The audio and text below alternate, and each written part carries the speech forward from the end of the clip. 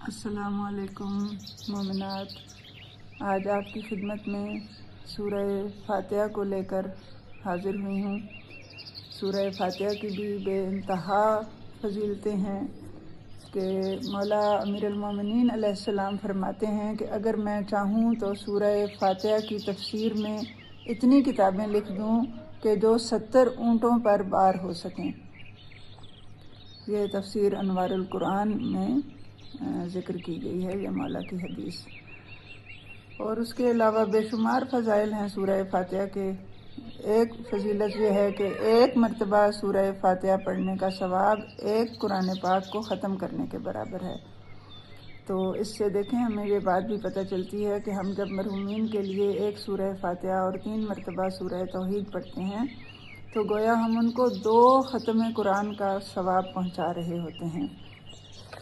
تو اب سورہ فاتحہ کے بارے میں ایک چیز کہ جو آج کل کے دور میں اس کی بہت ضرورت بھی ہے، کیونکہ بیماریاں بھی بہت بڑھ گئی ہیں اور لوگوں کو اس چیز کی ضرورت ہوتی ہے کہ دواؤں کے ساتھ ساتھ کچھ ایسی دعا بھی پتہ چلے کہ جس سے مریض جلد شفا یاب ہو جائیں۔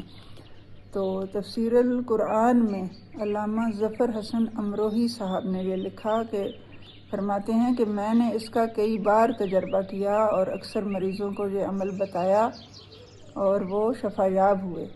اور وہ کیا ہے کہ ایک شخص باوضو ہو کر مریض کا داہنا بازو پکڑے اور بائیں ہاتھ میں پانی کا گلاس لے کر اس پر 70 مرتبہ سورہ الحمد یعنی سورہ فاتحہ پڑھ کر اس پانی پر دم کر لے، اور پھر یہ پانی آدھا گلاس اس میں سے صبح کو اور آدھا گلاس رات کو سوتے وقت مریض کو پلائے، اور یہ عمل 7 دن تک جاری رکھے۔